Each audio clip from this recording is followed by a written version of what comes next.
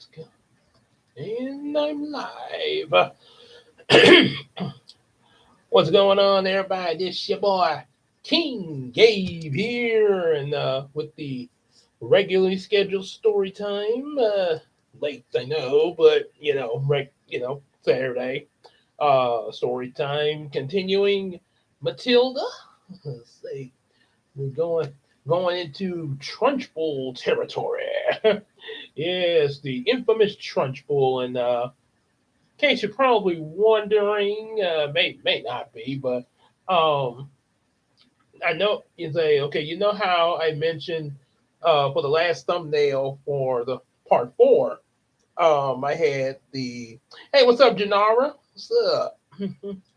For part four, I actually had took like since Mara Wilson played Matilda, like her adult form, and had that like, hey, what if Mara Wilson played Miss Honey? So for the Trunchbull, I actually did something pretty interesting with some alterations. I actually took this actress here, Hillary Shepard. You probably you might is a probably you probably can you take a guess, Janara, and what season what Hillary Shepard was in? Say was in that's very familiar. Say yeah, right there. Yep. Yeah, can you guess? Try to take a guess of what she was in, Janara. But I took her picture and was able to alter it to say to what you see right here into a new Trunchbull. Of course, with the alterations, the face did not was not the way I was expecting it to be. That I was expect more of a mean look, but see small bit. Oh, really? Okay, small. Okay. I also heard. I think I just looked at a YouTube video. I think somebody also said she was in like Star Trek and stuff like that. Um, but I didn't know she was in Smallville. But okay. And she was Lois. Wait, she was Lois Lane. Hmm, that's pretty interesting. Okay. Okay. well, this is so okay. Well, this is what she was in that made this is what made me put her at the Trunchbull. She was Divatox in the Power Rangers Turbo movie, and then in the last half of the Turbo TV series, the Power Rangers Turbo. Because there was another actress that had to fill in for her at the beginning of Power Rangers Turbo, and because she had a maternity leave. And ironic, I mentioned the maternity leave, and you just mentioned that there. Okay, okay, my ironic that you mentioned that is that when I mentioned about Hillary Shepard's maternity leave there. So, yeah, so yeah, I guess it's getting close. You with all the with that amount of babies there, Janara, it look like you about to bring another Jackson Five.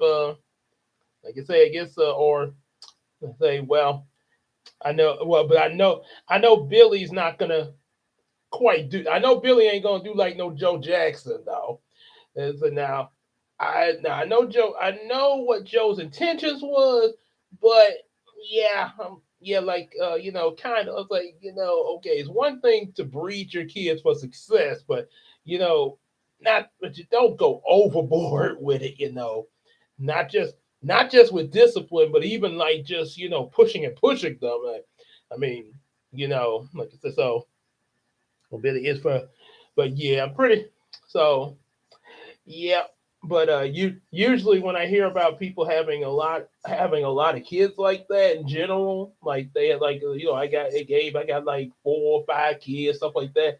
First thing that kind of comes to my mind is the Jacksons there, Michael and his brothers and sisters there. So Yep, and you know his movie is out there, but don't spoil it for me because I hadn't been able to get to the theater for it yet. For because of other things and also money, of course. Trying to save for Supergirl and Spider Man to go to the theaters, but I probably will see the Michael movie when it comes on Blu-ray and DVD. So yeah, I definitely will be waiting for that to drop in order to check it out. There, I bet he do. I bet he does. He putting all them kids. Yeah, he def. Yep. Let's see. Yes, let's see. As Billy would say, affirmative. So yep, I took Hillary Shepard and made from Diva Talks to the Trunchbull. I'll put you in the chokey. Yeah. So yeah, but as you can see, like the Terra. Uh, yeah.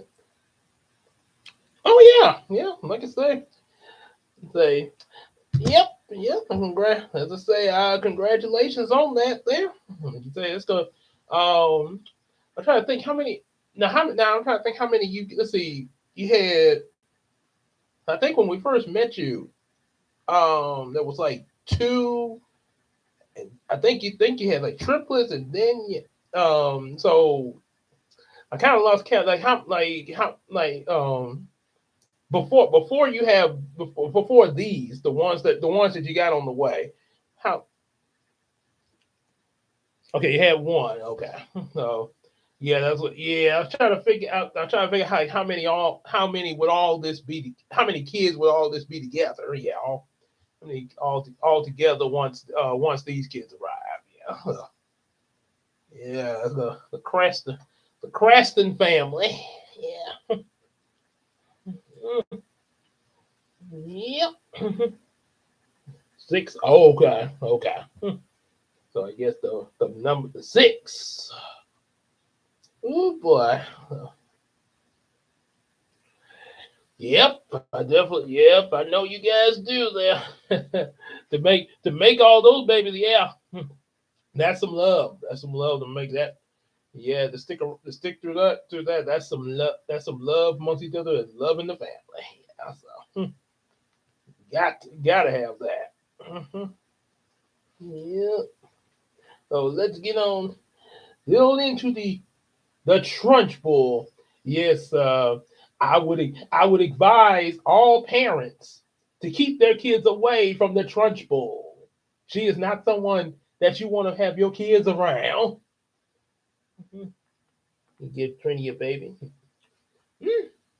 Well, let's just hey, I tell you what, let make our own, making our own version, like how you do your little skits on your Facebook.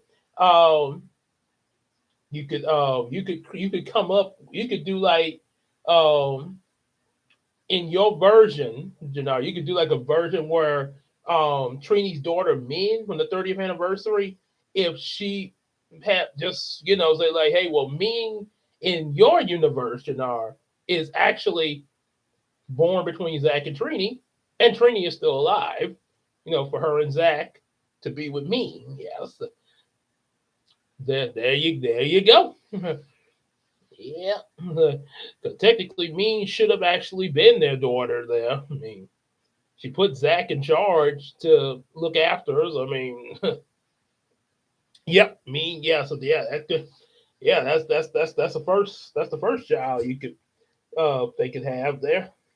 Hmm. Yep, that's the great thing about imagination. You can really make things what you want. About Billy.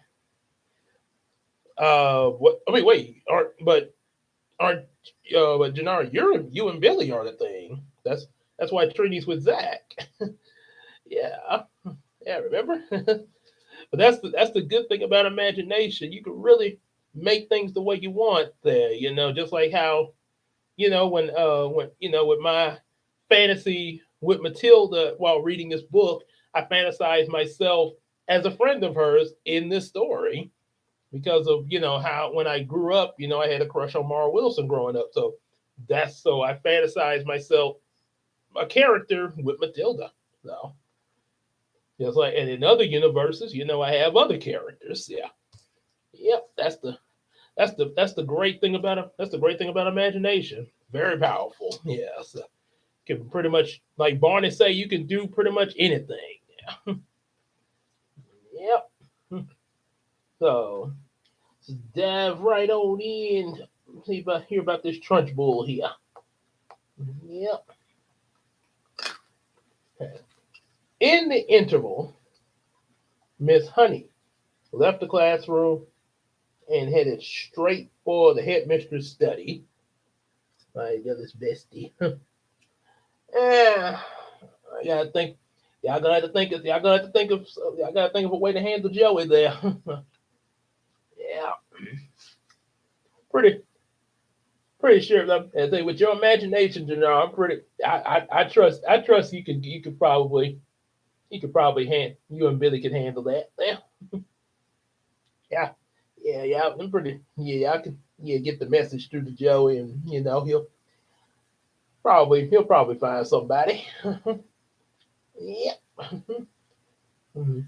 She had she had just met a small girl who possessed, or so it seemed, quite extraordinary qualities of brilliance, referring to Matilda. There had not been time to find out exactly brilliant, how brilliant, wait, was it? Oh, or so it seemed. Oh yeah, to find how brilliant the child was, but Miss Honey had learned enough to realize that something had to be done as soon as possible. It would be ridiculous to leave a child like that stuck in the bottom form. Okay, so she wanted to kind of move Matilda up there, sort of like when some kids skip grades there. Normally, Miss Honey was terrified of the headmistress. Yeah, so the kids aren't the only ones that are scared of Trunchbull. Also, Miss Honey, and I'm sure, I assume, and also I think it's even said that some of the other teachers fear the Trunchbull. So yeah, this explains a lot there. Trunchbull was a very intimidating person here, but terrified of her and kept well away from her. But at this moment, she felt ready to take on anybody. All right, come on, Miss Honey. Come on, Miss Honey. She knocked on the door of the dreaded private study. Enter! Come in, whoever you are! Boomed the deep and dangerous voice of Miss Trunchbull as Miss Honey went in. And when Miss Honey entered her office in the movie, Miss Trunchbull was throwing darts, and she had pictures of the kids on her door. So one of them darts almost hit Miss Honey. Ooh, almost gotcha. Yeah. And I know many people ask, well, if this is the way Trunchbull is, why in the world is she working at a school in the first place? When people are demented like that, sometimes reasoning is not a that they don't they it's reasoning is not a thing with people like the Trunchbull. Yeah, sometimes people just like to be mean. Yeah. Now, most head teachers are chosen because they possess a number of fine qualities. They understand children, and they have children's best interests at heart. They are sympathetic. They are fair, and they are deeply interested in education. Miss Trunchbull possessed none of these qualities, and how she ever got her present job is a mystery. Well, I can make a few guesses of another way she probably got it. Fear. Probably, yeah, like I say, okay, you got the job. She was a she was above all the most formidable female. She had once been a famous athlete, and even now her muscles were clearly in evidence. I think Wonder Woman would disagree, or She Hulk. Yeah, I like to see Trunchbull take one of those ladies on. shoot, She-Hulk would have probably She-Hulk. I don't think Trunchbull would stand a chance. And don't get me started with Tyler Perry's Medea, because in Medea, that's me and Christina were talking about that last night. Medea, regardless of what of the level of strength, see Medea, she got the street, as Steve Harvey said, she got the street smarts. So like Terry McGinnis from Batman Beyond, Medea would fight dirty, and she would not care. She'd take the Trunchbull down at any means necessary. Yeah. So you could see them in the bull neck and her big shoulders and her thick arms and her silvery wrists. Say, you mean a lot? Yep, pretty much. Yeah. in the in the silvery wrists of her in her powerful legs. Ironic that they describe her like this, because in my in creating the Trunchbull and AI, the new Trunchbull. Okay, let me show y'all something. Okay, so first you had Hillary Shepard, and then that's her dressed as the Trunchbull, just a slender weight there. Then made her chubby a little bit, and then a bodybuilder. Oh boy! But the Trunchbull attire, and then you got what you see. Yep. Ironic. Really is the way. Yep. And just, like I say, we all need something or someone to have some comfort in. That's another one of the way God works, to help us with that comfort. He works through people. Yeah. And also, in very many ways to give us the comfort we need. Yeah. Like I say, and his son Jesus, he gets us. He know we going through some stuff. Yeah. So yeah. And oh yeah. Uh, Looking at her, you got the feeling that this was someone who could bend iron bars and tear telephone directions in half, directories in half. Her face, I'm afraid, was neither a thing of beauty nor joy forever. She had an obstinate chin, a cruel mouth, and her small, arrogant eyes. And as for her clothes, they were to say the least extremely odd. She always wore a brown cotton smock, which was pinched around her waist with a wide leather belt. The belt was fastened in front of an enormous silver buckle. The massive thighs, which emerged from out of the smock, were encased in a pair of extraordinary breeches.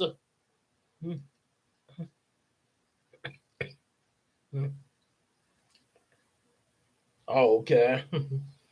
Well, hopefully I can get the message across to him there. I might have to say might have to be a little assertive there. Be a little assertive, like they say. Her breeches, which displayed her breeches which reached down below the knees, and from there on she sported green stockings with turn-up tops, which displayed her calf muscles to perfection. On her feet, she wore half-heeled brown boards with leather flaps.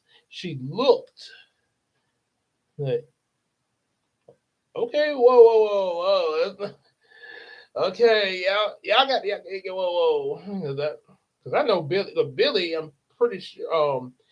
Now, I mean, if it was a last resort, yeah, because one thing Zordon always, about about escalating the situation. But I'm pretty sure, knowing how Billy is, he would have probably tried to figure a way to resolve that issue without having to immediately resort to a fight right away. Yeah, they saying I don't think what I mean. Now I'm not. Now I have. Now I admit I didn't really watch Friends. I know about Friends. Like I heard about it. The do do do do do do do do do. Because that theme song is very catchy. Um, but yeah, maybe maybe Joe. Think maybe there's a way that you can get Joey to understand things a little bit. And just gotta yeah, this thing. Yeah, gotta reach a common ground. Yeah, reach common ground. Like you say, mm, this thing. Excuse me. On her feet, she wore flat heel brown burrows with leather flaps. She looked, in short, more like a rather eccentric and bloodthirsty follower of the staghounds and a headmistress for nice children. When Miss Honey entered the study, Miss Trunchbull was standing beside her huge desk with a look of scowling impatience on her face. Yes, Miss Honey, she said. What do you want? What is it that you want? You're looking very flushed and flustered this morning. What's the matter with you? Huh? Oh, wait. Okay, I know that's the voice from the movie. Let's see how. Let me try this one. Yeah. Yep. Yep. That thing just gotta put. Yep. There's always a way out of that. There. Let's see. Yeah. Yes, Miss Honey. What is it that you want? You're looking very flushed and flustered this morning. Say, what's the matter with you? Have those stinkers been flicking spitballs at you? No, headmistress, nothing like that. Say, well, what is it then? Get on with it. I am a busy woman. Yes, she is. Yep. Yes. This is how the book drew the Trunchbull. Yeah. Oof. That's mean. Almost like kind of makes me. Oh, thanks. Almost kind of makes me think of what's his name? Bluto from Popeye. The live action Popeye movie that had Robin Williams as Popeye, and Bluto got mad one. He said, I'm mean, you know what I mean. He's mean, you know what I mean. He's mean. I'm so mean, I had a dream about beating myself up. I broke my toes, I wrestled my tongue to the bone, and then I put a chokehold on me and I woke up. Ah! Yeah. Now you know a person's mean when they have dreams of beating themselves up. Hmm. Now that's mean. Mhm. As she spoke, yes, Matilda is, yeah. So, yeah, that's why and obviously she would be the hero of this book here. Yeah, but Trunchbull is the big villain. As she spoke, she reached out and poured her glass of water from her jug that was always on her desk. There is a little girl in my class called Matilda Wormwood, Miss Honey began. That's the daughter of the man who owns Wormwood Motors in the village. Trunchbull barked. She hardly ever She hardly ever spoke in a normal voice. She either barked or shouted. So she barked. Now I know technically not literally bark. Oh, thank you. I know they're not saying she literally barked, but this was a little joke I heard from someone about Zod from Superman that he sounded like an angry pit bull. You won't kill us yourself.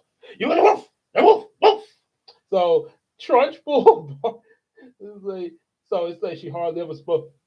That's the daughter of the man who owns Wormwood Motors, a village. Oh boy, an excellent, say, an excellent person, Wormwood. I was in there only yesterday. He sold me a car. It's almost new. Almost say Almost new. Only done 10,000 miles. Previous owner was an old lady who took it out once a year at most. A terrific bargain. I like Wormwood. Real pillar of society. I don't know about that pillar of society. He told me that his daughter was a bad lot though. He said he said to watch her. He said if anything bad ever happened at the school, it was certain to be his daughter who did it. I haven't met the little brat yet, but she'll know about it when I do. Her father said she's a real what? No, no, Miss Headmistress. That can't be right, Miss Honey cried. Oh, yes, Miss Honey. It darn well is right. In fact, now that I come to think of it, I bet she was the one who put the stink bomb under my desk here first thing in the morning. Place stank like a sewer. Of course it was her. I shall have her for that. You see if I don't. What she look like, nasty little worm? She'll be bound. I have discovered, Miss Honey, during my long career as a teacher, that a bad girl is far more dangerous creature than a bad boy. What's more, they're much harder to squash. Squashing a bad girl is like trying to squash a blue bottle. You bang down and on the darn thing and it's even there. Nasty, dirty things little girls are. Glad I never was one. Yeah, yeah, Trunchbull. I'm sure you just popped up in this world as a grown woman. Yeah, that's how it works. Oh, you must have been a little girl once, Headmistress. Surely you were. Not for long, anyway, Miss Trunchbull barked. I became a woman very quickly. Okay. She's completely off her rocker, Miss Honey told herself. She's bombing as a bedbug. Miss Honey stood resolutely before the headmistress, and for once she was not going to be browbeaten. I must tell you, headmistress, she said, you are completely mistaken about Matilda putting a stink bomb under your desk.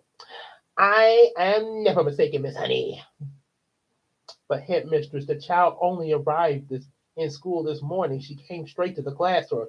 Don't argue with me, for heaven's sake, woman! This little brute Matilda, or whatever her name is, has stink bombed my study. And there's no doubt about it. Thank you for suggesting it. But I didn't suggest. Like, of course you did. What? Now, what is it that you want, Miss Honey? You're wasting my time. I came to talk to you about Matilda, headmistress. I have extraordinary things to report about the child. May I please tell you what happened in my class just now? I suppose you want to fire off your. I suppose she set fire to your skirt, scorched your knickers. Miss Trunchbull snorted. No, no, Miss Honey cried out. Matilda is a genius. At the mention of the word, Miss Trunchbull's face turned purple. Her whole body seemed to swell up like a bullfrog's. A genius? A genius? She shouted. What pickle is this? Are you talking, madame? You must be out of your mind. I have her father's word for that. For it. That child is a gangster. I was not expecting anyone to say that in this book. That word was very unexpected. Yeah. Her father is wrong, headmistress. Don't be a twit, Miss Honey. You have you have met the little beast for only half an hour, and her father has known her whole life. But Miss Honey was determined to have her say, and she now began to describe some of the amazing things Matilda had done with arithmetic. Something off about yep, it is there. You can see right there. Mm. Yeah, Trunchbull like one that fell out of the cuckoo's nest. Mm. So she learned a few tables by heart, had she? Miss Trunchbull barked. My dear woman, that doesn't make her a genius. That makes her a parrot. But but headmistress, she can read. He can. And this Miss Honey really trying to stand her ground here. Yeah. Oh boy. So can I, Miss Trunchbull snapped. It is my opinion, Miss Honey said, that Matilda should be taken out of my form and placed immediately in the top form with the 11-year-olds. Snorted Miss Trunchbull. So you want to get rid of her, do you? You can't handle her now. You want to unload her on the wretched Miss Plimsoll top form where she'll cause more chaos? No, no, Miss Honey, that's not my reason at all. Oh, yes, it is. Yes, yes, yes, yes, yes. I can see right through your little plot, madam. And my answer is no. Matilda stays where she is, and it is up to you to see that she behaves herself. But Miss Headmistress, not another word, shouted Miss Trunchbull. In any case, I have a rule in this school that all the children remain in their own age group regardless of ability. Great Scott! I'm not having a little 5-year-old bring in sitting with the senior girls and boys in the top form. Who ever heard of such a thing? Miss Honey stood there helpless before this great redneck giant. There was a lot more she would like to have said, but she knew it was useless. She said softly, "Very well then. It's up to you, headmistress." "You're darn right it's up to me," Miss Trunchbull bellowed. "And don't forget, madam, we are dealing with a little viper who put the stink bomb under my desk. She did not do that, headmistress." "Of course she did," Miss Trunchbull boomed. "And I tell you what, I wish to heavens I was allowed to use the birchen belt as I did in the good old days. I would have roasted Matilda's bottom butt for her so she couldn't sit down for a month." Miss Honey turned and walked out of the study feeling depressed, but by no means defeated. "I am going to do something about this child," she told herself. "I don't know what it'll be, but I'll find a way to help her in the end." And this is what would lead her to talk to the parents. Yes. Oh, yeah. Let's see. Let's see how. Okay. This will lead her to talk to the parents here. When Miss Honey emerged from the headmistress study, most of the children were outside in the playground. Her first move was to go around to the various teachers who taught the senior class and borrow from them a number of textbooks on algebra, geometry, French, English, literature, and the like. Then she sought out Matilda and called her into the classroom. "There is no point," she said, "in you sitting in the class doing nothing while I'm teaching the rest of the class the two times table and how to spell cat and rat and mouse. So during the lesson, I shall give you one of these textbooks to study. At the end of the lesson, you can come up to me with your questions if you have any, and I shall try to help you. How does that sound?" "Thank you, Miss Honey," Matilda said. "That sounds fine." "I am sure," Miss Honey said, "that we'll be able to get you moved into a much higher form later on. But for the moment, the headmistress wished for you to stay where you are." "Very well, Miss Honey," Matilda said. "Thank you so much for getting these books for me." What a nice child she is, Miss Honey thought. I don't care what her father said about her. She seems very quiet and gentle to me, and not stuck up in spite of her brilliance. In fact, she hardly even seems aware of it. Yeah, sometimes people are unaware of their abilities there. Sometimes stuff happens so that they get ability they get like certain abilities of something like that, and it's hard they don't even know how they do it. They just know they have it. um I may have possibly had cases like that myself there. There are some things that I know how to do, and I just know it when I do it. There, something like somebody asked me to show them how I did it, and yeah, I kind of can try to, but it's just sort of like I just do it, but sometimes it's not easy for me to like show the process there. Just do it there. Mhm. Yeah, something like that there. And then that's another thing, especially one of the things that's really with people that are like autistic on the spectrum. A lot of them have some high abilities in certain areas that is beyond what somebody else like take for instance, for example, somebody say like somebody going to fix a car, um, just say a person with autism might know not only how to fix the car but pretty much how to assemble the car. So yeah. But so yeah, and you like, well, how did you learn that? He's like, I just kind of did there.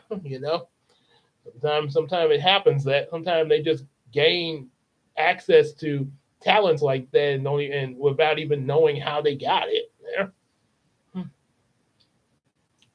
So when the class reassembled, Matilda went to her desk and began to study a textbook on geometry which Honey had given her. The teacher kept half an eye on her all the time and noticed that the children very soon became deeply absorbed into the book. Say that the child became very deeply absorbed into the book. Yep, cause Billy, he be he's real smart, pretty much like Matilda. Yeah, yeah, cause he be figuring out all, especially with the command center and stuff there. Hmm. Yep. She never glanced up once during the entire lesson. Miss Honey, meanwhile, was making another decision. She was deciding she would go herself to have a secret talk with Matilda's mother and father as soon as possible. She simply refused to let the matter rest where it was. The whole thing was ridiculous. She couldn't believe that the parents were totally unaware of their daughter's remarkable talents. Unaware of that, after all, Mr. Wormwood was a successful motor car dealer, so she presumed that he was a fairly intelligent man himself. In any event, the parents never understood the abilities of their own children. Quite in reverse, sometimes it was well nigh impossible for a teacher to convince the proud mother and father that their beloved offspring was a complete nitwit. Miss Honey felt confident that she would have no difficulty convincing Mr. and Mrs. Wormwood that Matilda was something very special. Indeed, the trouble was going to be to stop them from getting over enthusiastic. And now Miss Honey's hopes began to expand even further. She started wondering whether permission might not have been might not be sought from the parents for her to give a private tuition to Matilda after school.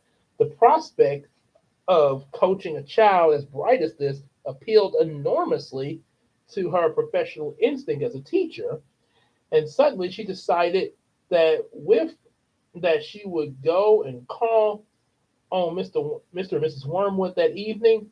She would go fairly late, between 9 and 10 o'clock, when Matilda was sure to be in bed. 9 and 10 o'clock. Okay, and that is precisely what she did. Having got the address from the school records, Miss Honey set out to walk from her own home to the Wormwoods house shortly after 9. She found the house on a pleasant street where each smallish building was separated from its neighbors by a bit of garden. It was a modern brick house that could not have been cheap to buy. The name on the gate said Cozy Nook. It was like Cosy, and then the word Nook, Nook. Nosy Cook might have been better, Miss Honey thought. Okay. She was given to playing with words in a way. She walked up to the path and rang the bell. While she stood waiting, she could hear the television blaring inside. The door was opened by a small, ratty-looking man with a thin, ratty mustache who was wearing a sport coat and had orange and red stripes and material. "Oh, you still wearing this coat?" Say, "Yes," he said, peering out at Miss Honey. "If you're selling raffle tickets, we don't want any." "I'm not," Miss Honey said. "And please forgive me for butting in on you like this. I'm Matilda's teacher at school, and it's important that I have a word with you and your wife." She got into trouble already, has she?" Mr. Wormwood said, blocking the doorway. "Well, she's your responsibility from now on. You'll have to deal with it." "Dang, Mr. Wormwood." Hmm. I would say I don't know who worse, but I guess I guess in terms of not caring, I would say the Wormwoods are worse. In terms of abuse and physical abuse, the Trunchbull. Mm.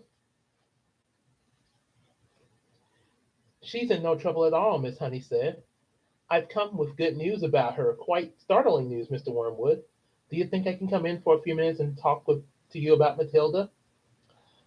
"We're right in the middle of watching one of our favorite programs," Mr. Wormwood said. "This is most inconvenient.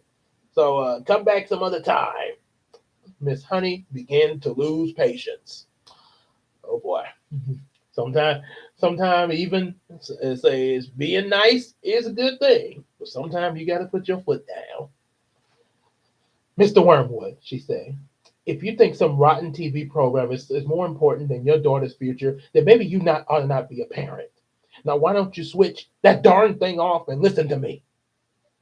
Wow. That's exactly what she said in the movie, too. That shook Mr. Wormwood. He wasn't used to being spoken to in this way. He peered carefully at the small, frail woman who stood no who stood so resolutely out on the porch. "Very well, then. Come on, let's get this over with." Miss Honey stepped briskly inside. "Mrs. Wormwood's not going to thank isn't going to thank you for this," the man said as he led her into the sitting room, where a large platinum blonde woman was gazing rapturiously at the TV screen. "Who is it?" said the woman, not looking around. "Say, some school teacher," Mr. Wormwood say. "She got to talk to us about Matilda." He crossed to the TV set and turned down the sound, but left the picture on the screen. "Don't do that, Harry," Mrs. Wormwood cried out. "Willett was about to propose to Angelica." In the movie, they were watching wrestling. So I guess here they're watching a soap opera. Mm.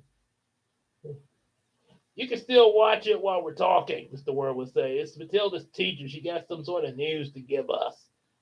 "My name is Jennifer Honey," Miss Honey say. "How do you do, Mrs. Wormwood?" Mrs. Wormwood glared at her and said, "Oh, what's the trouble then?" Nobody invited Miss Honey to sit down, so she chose a chair and sat down anyway. And also in the movie, when she came in, the now I'm not going to say that he was drinking one, but their son was also watching wrestling with the mom and dad, and um, and the son, he I think Mr. Wormwood, he said, "Hey Mikey, give me a beer." He tossed his dad a beer. Then he offered Miss Honey one. "Want one?" "No, thank you." So nobody invited her to sit down. She chose a chair anyway. "This," she say, "was your daughter's first day of school." "We know that," Mrs. Wormwood said, ratty about missing her program. "Is that all you came to tell us?" Mm. Yeah, oh boy. Miss Honey stared into the other woman's wet gray eyes, and she allowed the silence to hang in the air until Mrs. Wormwood became uncomfortable. "Do you wish me to explain why I came?" Say, "Yep, yeah, sure, yep, it sure does there. Yep, It's always that's why they always encourage you to do that's what to read there. I like doing stuff on the computer and watching the TV, but you got to have a balance with a good book too, because yeah. Well, get on with it then, Mrs. Wormwood said. I'm sure you know, Miss Honey said, that children are at the in the bottom class are not expected to be able to read or spell or juggle with numbers when they first arrive. 5-year-olds cannot do that, but Matilda can do it all. And if I am to believe her, I wouldn't, Mrs. Warren would say. She was still ratty at losing the sound on the TV. She wasn't lying then, Miss Honey said, when she told me that nobody taught her to multiply or read. Did either of you teach her? Teach her what? Mr. Worm would say. To read books, Miss Honey say. Perhaps you did teach her. Perhaps she was lying, or perhaps you have shelves full of books all over the house, and I wouldn't know that. Perhaps you're both great readers. Of course we read, Mr. Worm would say. Don't be so draft. I read the auto car and the motor from cover to cover every week. Well, this child has already read astonishing numbers of books, Miss Honey say. I was simply trying to find out if she came from a family that loved good literature. Look, we don't hold with book reading, Mr. Worm would say. You can't make a living from sitting on your fanny and reading storybooks. We don't keep them in the house. I see, Miss Honey said. Well, all I came to tell you is that Matilda has a brilliant mind, but I expect you knew that already. Like, of course I know she could read, the mother say. She spends she spends her life up in her room buried in some silly book. Like, but does that not intrigue you, Miss Honey say? That a little 5-year-old is reading long adult novels by Dickens and Hemingway. Doesn't that make you want to jump up and down with excitement? Not particularly, said the mother said. I'm not in favor of blue stocking girls. A girl should think about making herself look attractive so she can get a good husband later on. Looks are more important than books, Miss Hunky. My name is Miss Honey, she said. Not that Mrs. Wormwood is much of a looker in the book version. Maybe in the movie version a little bit. She all right, but yeah. One thing, and then there's another picture there. Yeah. Now look at me, Mrs. Warren would say, and then look at you. You chose books. I chose looks. Miss Honey looked at the plain, plump person set with a smug pudding face who was sitting across the room. What did you say? She asked. I said you chose books and I chose looks, Mrs. Warren would say. And who's finished up the better off? Me, of course. I'm sitting pretty in a nice house with a successful businessman, and you're slaving away teaching a lot of nasty little children the ABCs. Quite right, Sugar Plum, Mr. Worm would say, casting a look of casting a look of such simpering sloppiness at his wife that could have made a cat sick. Miss Honey decided that if she was going to get anywhere with these people, she must not lose her temper. I haven't told you all of it yet, she said. Matilda, so far, Matilda, so far as I can gather at this early stage, is also kind of a mathematical genius. She can multiply complicated figures in her head like lightning. Huh.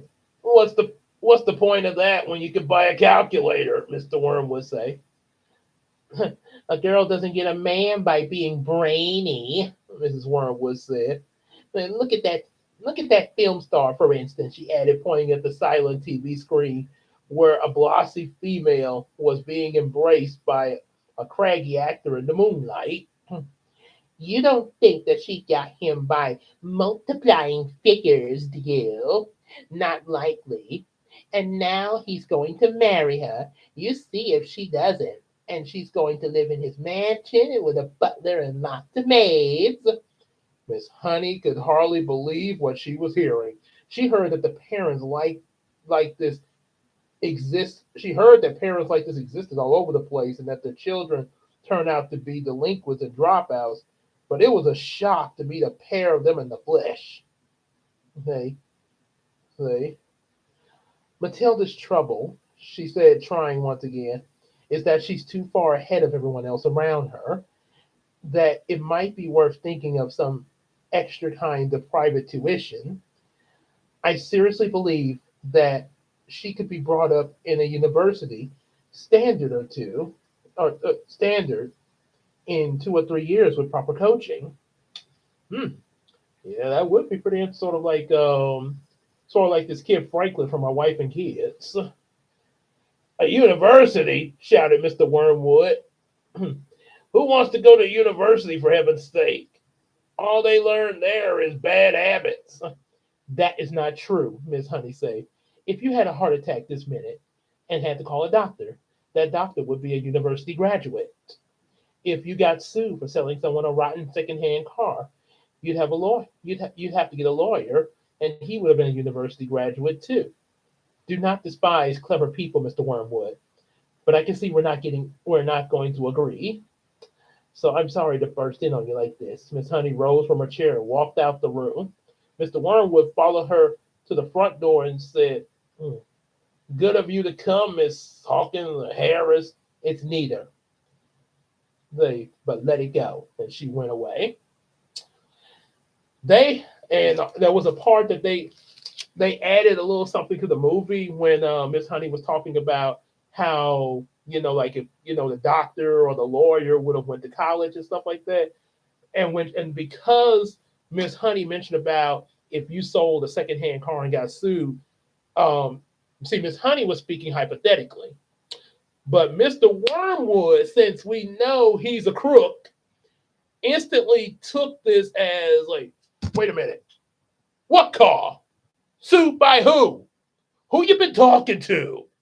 And no one. No. Like, yeah, so Mr. Wormwood quickly got on the defense. Then thought Miss Honey was saying something about him, sort of like certain people when they be at church. They go to church and the preacher be talking about something, for example, with the scripture and stuff, and suddenly there's always that one thing a preacher says. The preacher don't be specifically talking to anybody in the congregation. He's just giving a message. But one person in the congregation instantly like, is he talking to me? No, you not talking to me. And that's the way Mr. Wormwood took it there. So yeah, that's it for tonight. There, I'm gonna cut it there so I can, as I said, go get some sleep. And I'll be back here tomorrow, either in the afternoon or at night, with the Bible reading, which will be a love story from the with the entire book of Ruth. Yes, Ruth is basically the one of the love stories of the Bible. So that's what I'll be doing for Sunday's Bible reading stream. And like I say, that'll excuse me, sorry about that. And as for now, yep, we'll be ending for the night. Make sure y'all definitely appreciate all of y'all that came and for coming out here. Make sure y'all definitely give likes, especially right here where the little like thing is at on your screen. Yeah, definitely give likes. If you hadn't already done it, subscribe. Definitely get our available books, and also especially Christina's new Bubblina novel. And also definitely support the Miracle Crew. Yours truly, King Gabe, Queen Tina, Big Sis Casey, Janara Nellens, Chris Godfrey, also known as Jin, and EJ the Supreme. And also, definitely, uh, say definitely, and then like, oh yeah, and then also I said support us on the Patreon, just like Iceman Universe. Um, and I already listed off the Miracle Crew. So yeah, support us on the Patreon, just like the Iceman Universe, and also show him some support for the reactions that he got on his channel, like Hey Arnold, Naruto, One Piece, Spy Family, Ed, Nettie, and Courage.